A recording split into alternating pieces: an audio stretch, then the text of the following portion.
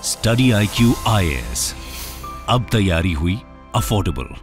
नमस्कार दोस्तों भारत का जो एक्सपोर्ट्स का डेटा है पिछले फाइनेंशियल ईयर का, मतलब 2023-24 का, ये सरकार ने रिलीज कर दिया। और उसमें जो सबसे बड़ी बात सामने आई है वो ये है कि भारत जिन भी देशों को एक्सपोर्ट करता है उसमें से 115 कंट्रीज ऐसे हैं जिनको हमने और ज़्यादा एक्सपोर्ट किया है। इनफैक्ट अगर आप ओवरऑल भी एक्सपोर्ट का नंबर देखोगे तो हाईएस्ट लेवल पर देखने को मिलेगा। ऑल्दो उसके पिछले वाले फाइनेंशियल ईयर से कोई बहुत ज़्यादा नहीं है, लेकिन यहाँ पर आपको एक बात समझनी है कि पूरे दुनिया में इस समय थोड़ा स्लोडाउन का माहौल है। यहां पर जो एक्सपेक्ट किया जा रहा था कि रिकवरी होगी अलग अलग देशों में, वो नहीं हो पा रहा है। क्योंकि आप समझिए, अगर मान लो अमेरिका के अंदर थोड़ा स्लोडाउन है, यूरोप के अंदर स्लोडाउन है, तो वहां पर डिमांड नहीं होगा तो वो लोग हमसे सामान खरीदेंगे नहीं और इसकी वजह से हमारा एक्सपोर्ट बढ़ नहीं पाएगा। लेकिन इन सारे माहौल के बीच में भारत ने और ज्यादा एक्सपोर्ट किया है। ये खबर आप देख सकते हो, India's exports rise in 115 countries in 2023-24, overall exports hit highest level. और इसी के बारे में हम थोड़ा डिटेल से चर्चा करेंगे, क्या क्या चीजें सामने आई हैं, आपको काफी कुछ जानने को मिलेगा और इसका कारण भी मैं आपको बताऊंगा। चलिए आगे बढ़ते हैं, लेकिन उससे पहले ध्यान रखिएगा दोस्तों, हमारा जो समर सेल है वो स्टार्ट हो चुका है। मतलब कि अगर आप कोई भी बैच लेते हो स्टडी IQ पर, जैसे हमारा यूपीएससी का GS फाउंडेशन बैच है ऑनलाइन वाला, यहां पर आप एक्स्ट्रा मैक्सिमम डिस्काउंट ले पाएंगे। बस आपको हमारे वेबसाइट ऐप पर जाना है या फिर कमेंट सेक्शन में लिंक है और यूज करना है कोड ये अंकित लाइव। ये कोड इस्तेमाल करके किसी भी बैच किसी भी कोर्स में आप मैक्सिमम डिस्काउंट ले सकते हैं। और इसके अलावा अगर आप MCQs अटेम्प्ट करना चाहते हैं तो मेरे इंस्टा पेज पर जाइए, वहां पर स्टोरीज में जितने भी MCQs हैं उसको भी आप अटेम्प्ट कर पाएंगे। चलिए शुरुआत करते हैं और सबसे पहले ये देखते हैं कि एग्जैक्टली हुआ क्या है। जैसा कि मैं आपको बता रहा था, सरकार की तरफ से, और सरकार में भी आप देखोगे जो कॉमर्स मिनिस्ट्री है वो ये डेटा रिलीज करती है। उन्होंने बताया है कि भारत टोटल 238 डेस्टिनेशंस में एक्सपोर्ट करता है। अब देखो, ये 238 डेस्टिनेशन इसीलिए लिखा हुआ है क्योंकि कई ऐसे देश हैं जिनको अभी कंट्री रिकॉग्नाइज नहीं किया गया UN के द्वारा। जैसे UN के अंदर आप देखोगे तो टोटल 193 कंट्रीज हैं। अभी आपने देखा होगा, कल ही खबर आई थी कि पैलेस्टीन भी चाहता है कि उनको भी UN के अंदर रिकॉग्निशन दिया जाए, जिसको भारत ने सपोर्ट भी किया वोट फेवर में देकर। लेकिन यहां पर टोटल 238 कंट्रीज में 115 कंट्रीज में हमने और ज्यादा एक्सपोर्ट किया है 2023-24 में, despite the global economic uncertainties. और ये 115 जो एक्सपोर्ट डेस्टिनेशन है, लेट मी टेल यू, ये अकाउंट करते हैं 46.5% ऑफ इंडियाज एक्सपोर्ट बास्केट। मतलब कि इन 115 देशों में जो हमारा एक्सपोर्ट जाता है उसमें टोटल लगभग आधा एक्सपोर्ट आप कह सकते हो, जिसके अंदर आप US, United Arab Emirates, Netherland, China, UK, Saudi Arab, Singapore, Bangladesh, Germany, Italy, ये सभी देशों में हमारा जो एक्सपोर्ट है वो और ज्यादा बढ़ा है। अब देखिए, जब हम एक्सपोर्ट्स की चर्चा करते हैं ना, तो इसमें दो तरीके के एक्सपोर्ट आते हैं। एक होता है मर्चेंडाइज एक्सपोर्ट और दूसरा होता है सर्विसेज एक्सपोर्ट। जैसे कि आपको पता होगा, जब भी हम ट्रेड की बात करते हैं तो उसमें बैलेंस ऑफ पेमेंट की चर्चा होती है। इंपोर्ट एक्सपोर्ट, जो पैसे ट्रांसफर किए जाते हैं, वो सारी चीजें बैलेंस ऑफ पेमेंट के अंदर आती हैं। तो इसके अंदर भी क्या है, एक कैपिटल अकाउंट और दूसरा करेंट अकाउंट। हम बात कर रहे हैं करेंट अकाउंट की। करेंट अकाउंट में भी दो तरह की चीजें होती हैं। एक होता है विजिबल आइटम, जो गुड्स वगैरह होते हैं ना, जो हम सेंड करते हैं। जैसे मान लो आईफोन भारत में बना, उसको एक्सपोर्ट किया गया, वो आपका गुड्स के अंदर आएगा, विजिबल आइटम्स में आएगा, तो उसको हम कहते हैं मर्चेंडाइज एक्सपोर्ट। और दूसरा होता है इनविजिबल आइटम, तो वो आपका आता है सर्विसेज के अंदर।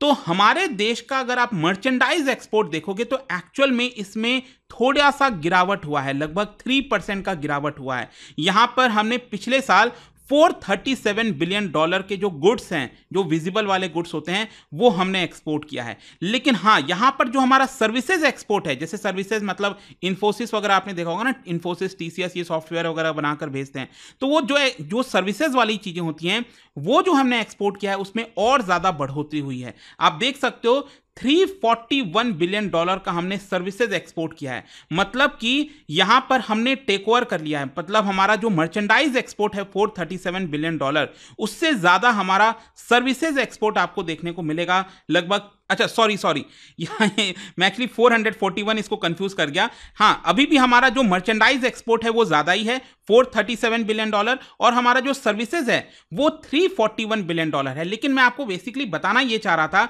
कि धीरे धीरे अगर आप देखोगे जो हमारा सर्विसेज एक्सपोर्ट है वो और ज्यादा तेजी से बढ़ता जा रहा है। यू नेवर नो, हो सकता है कि आगे चलकर जो सर्विसेज एक्सपोर्ट है वो मर्चेंडाइज एक्सपोर्ट को टेक ओवर कर ले। ठीक है, इसको भी ज्यादा पार कर जाएं हम। अब अगर हम बात करें ओवरऑल एक्सपोर्ट की, टोटल एक्सपोर्ट की, तो आप देख सकते हो 2022-23 के मुकाबले जो पिछला वाला फाइनेंशियल ईयर है 2023-24 का, इसमें हमने ज़्यादा एक्सपोर्ट किया है। बहुत ज़्यादा नहीं, सिर्फ 0.23% का ही बढ़ोतरी आया है। लेकिन आप देख सकते हैं यहाँ पर 2022-23 में हमने एक्सपोर्ट किया था $776 बिलियन, ये 2022-23 में। और पिछला वाला जो फाइनेंशियल ईयर है 2023-24 का, इसके अंदर हमने एक्सपोर्ट किया है $778 बिलियन।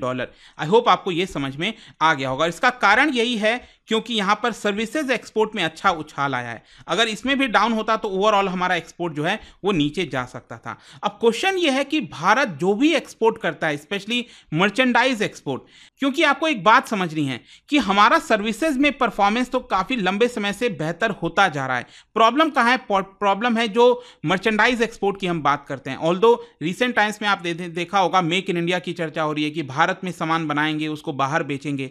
तो जो मर्चेंडाइज एक्सपोर्ट है, पिछले 10 साल में अगर आप देखोगे हमारी रैंक पूरे दुनिया में ये 19th से 17th पर पहुंच गई है। मतलब जो भी देश मर्चेंडाइज का एक्सपोर्ट करते हैं उसमें भारत इस समय 17th नंबर पर है। 2014 में हमारा रैंकिंग था 19th और अब हो गया है 17th। और ओवरऑल परसेंटेज शेयर में अगर आप देखोगे तो 2014 में 1.7% शेयर हमारा था, लेकिन अब ये बढ़कर 1.8% हो गया। मैं ये नहीं कहूँगा कि ये बहुत अच्छा है, इसमें और ज़्यादा इंप्रूवमेंट की आवश्यकता है। खैर, अब क्वेश्चन ये है कि भारत सबसे ज़्यादा एक्सपोर्ट किन देशों को कर रहा है।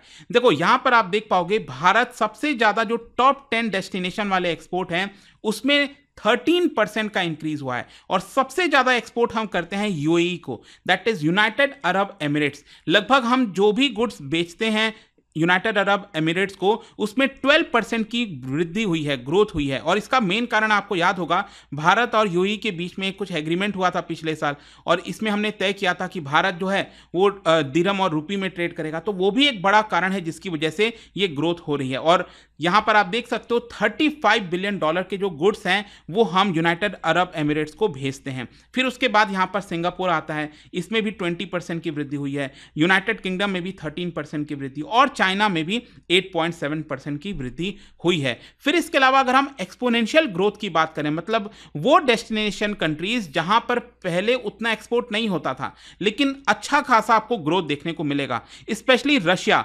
35% का ग्रोथ हुआ है। इनफैक्ट आप ये खबर देख सकते हैं कि रशियन फर्म्स ने रिसेंटली $4 बिलियन के जो इंडियन मेड आर्म्स हैं वो भारत से खरीदे थे इन इंडियन रुपी।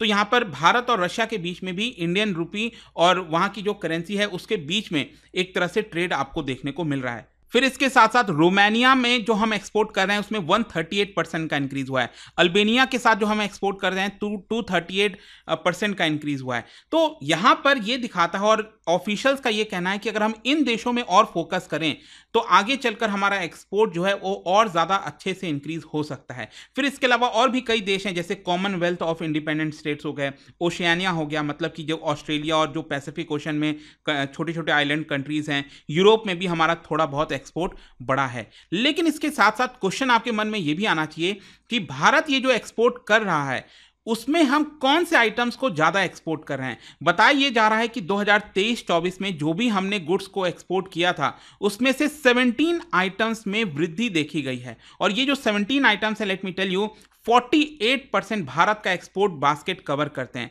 और ये कौन कौन से आइटम है, जैसे इंजीनियरिंग वाले गुड्स हो गए, इलेक्ट्रॉनिक गुड्स हो गए, फार्मास्यूटिकल्स हो गया, मेडिसिन वगैरह, cotton yarn, fabrics, handloom products, ये सारी चीजें आपको देखने को मिलेगी। लेकिन हाँ, कुछ ऐसे भी सेक्टर्स हैं जहां पर डिक्लाइन देखा गया है, जैसे पेट्रोलियम प्रोडक्ट जो हम एक्सपोर्ट करते थे उसमें 13% का डिक्लाइन हुआ है। जेम्स एंड ज्वेलरी में भी 13% का डिक्लाइन हुआ है। ठीक है, आई होप आप समझ पा रहे होंगे। फिर इसके साथ साथ जाने से पहले एक और इंटरेस्टिंग क्वेश्चन आपके मन में आना चाहिए कि भारत का इंपोर्ट का क्या हाल है। देखो यहां पर एक डेटा सामने आया है कि भारत लगभग 229 कंट्रीज से इंपोर्ट कराता है। ठीक है, हम गुड्स को वहां से मंगाते हैं, जिसमें से 124 कंट्रीज में से हमारा जो इंपोर्ट है वो एक्चुअल में डिक्लाइन हुआ है, कम हुआ है। और जो टॉप 10 सोर्सेस कंट्रीज हैं जो कि लगभग 60% हमारा गुड्स इन्हीं टॉप 10 कंट्रीज से आता है, वो कौन कौन से हैं? वो है आपका चाइना, यूएसए, सऊदी अरब, इंडोनेशिया, रशिया और स्विट्जरलैंड। कुछ और भी देश हैं जिनसे हमारा जो इंपोर्ट होता था वो थोड़ा सा डिक्लाइन हुआ है। यूएई हो गया, कतर हो गया, कुवैत हो गया और ओमान हो गया, वहां से आपको डिक्लाइन देखने को मिलेगा। बढ़ेगा। अब क्वेश्चन यहां पर यह है कि जो हमारा ये एक्सपोर्ट्स की वृद्धि हुई है इसका कारण क्या हो सकता है। देखो, एक तो ऑब्वियस सी बात है, जब किसी देश की इकोनॉमी बढ़ती है उसमें एक्सपोर्ट का भी कंट्रीब्यूशन होता है। तो एक तो हमारा जो जीडीपी ग्रोथ फंडामेंटल्स हैं वो काफी स्ट्रांग है और आउटलुक भी स्ट्रांग है। आगे चलकर बताया जा रहा है कि भारत की जीडीपी अगेन बढ़ने वाली है। फिर इसके साथ साथ जो इस समय मोमेंटम आ रखा है देश के अंदर मैन्युफैक्चरिंग और सर्विस सेक्टर के अंदर, वो भी एक बड़ा काम कर रहा है। और इसके साथ साथ आपने देखा होगा मॉनेटरी पॉलिसी को लेकर अमेरिका के अंदर अब चर्चा चल रही है कि अगले वाले जो उनकी मीटिंग होगी, फेड की मीटिंग होगी, मे भी शायद वहां पर जो इंटरेस्ट रेट है वो कम किया जा सकता है। तो इससे क्या होता है कि इंटरेस्ट रेट कम होने से और ज्यादा एक पॉजिटिव सेंटीमेंट बढ़ता है, ग्लोबल डिमांड बढ़ने के आसार होते हैं। तो ये सारी चीजें हैं और कई बेस इफेक्ट वगैरह भी हैं जिसकी वजह से ये हमारा एक्सपोर्ट बढ़ा है। फिर इसके अलावा क्वेश्चन है कि आगे क्या, यहां पर जो टारगेट है वो क्या रखा गया है। देखो, अभी बताया जा रहा है यहां पर जो इंडिया का एग्जिम बैंक है उन्होंने कहा है कि जो अभी करंट फिजिकल ये जो चल रहा है, अभी क्वार्टर चल रहा है अप्रैल से जून का, अप्रैल मई और जून का, इसमें हमारा जो मर्चेंडाइज एक्सपोर्ट है वो 12% से इंक्रीज हो सकता है। 116 बिलियन डॉलर को हम पार कर सकते हैं। लेकिन ये सारी जो ग्रोथ है वो कई सारे चीजों के ऊपर डिपेंड करेगा, जैसे कि कई सारे इकोनॉमीज में अनसर्टेनिटीज हैं कि वहां पर मंदी आएगी, वहां पर नेगेटिव ग्रोथ होगा, पॉजिटिव ग्रोथ होगा, फिर जियोपॉलिटिकल शॉक्स वगैरह भी हो सकते हैं। मिडिल ईस्ट में आपने देखा ये काफी सारे क्राइसिस चल रहे हैं। अभी जस्ट मैं देख ही रहा था, आज सुबह खबर आई थी कि ईरान ने एक तरह से न्यूक्लियर बॉम्ब की भी धमकी दे दी है इजराइल को, तो इनका अभी विवाद खत्म हुआ नहीं है। तो कई सारे कारण हैं, डिपेंड करता है कि क्या विदेशों में डिमांड बढ़ती है कि नहीं। अगर डिमांड बढ़ेगी तो हमारा एक्सपोर्ट भी डेफिनेटली बढ़ेगा। तो आई होप आपको समझ में आ गया होगा इस वीडियो के माध्यम से काफी कुछ। और जाने से पहले एक इंटरेस्टिंग क्वेश्चन, ये इकोनॉमी से रिलेटेड क्वेश्चन है, आपको बताना है कि इनमें से 4 फंड्स के नाम लिखे हुए हैं, आपको बताना है इनमें से कौन सा फंड ऑल्टरनेटिव इन्वेस्टमेंट फंड के अंदर नहीं आता है। इसका राइट आंसर आप सबको पता है, मेरे इंस्टाग्राम पर तो मिलेगा ही, वहां पर अगर आप नहीं हो कोई बात नहीं, टेलीग्राम से ले सकते हैं इसका सही उत्तर। मैं कई सारे जो एमसीक्यूज हैं वो यहां पर स्टोरीज में डालता रहता हूं। और अगर आपको पीडीएफ चाहिए तो टेलीग्राम पर आइए, अलग अलग सोशल मीडिया पर आप जुड़ पाओगे। और जैसा मैंने आपको बताया, अगर आप यूपीएससी की तैयारी कर रहे हैं तो इस समर सेल के दौरान मैक्सिमम फायदा उठा सकते हैं। मई 15 तक ही आपके पास समय है, यहां पर एक्स्ट्रा डिस्काउंट जो सभी कोर्सेज पर है वो मिल जाएगा। आई होप कि वीडियो आपको पसंद आया होगा। मिलता हूं आपसे next time. Till then, thank you very much, see you soon. Study IQ IAS, अब तैयारी हुई अफोर्डेबल।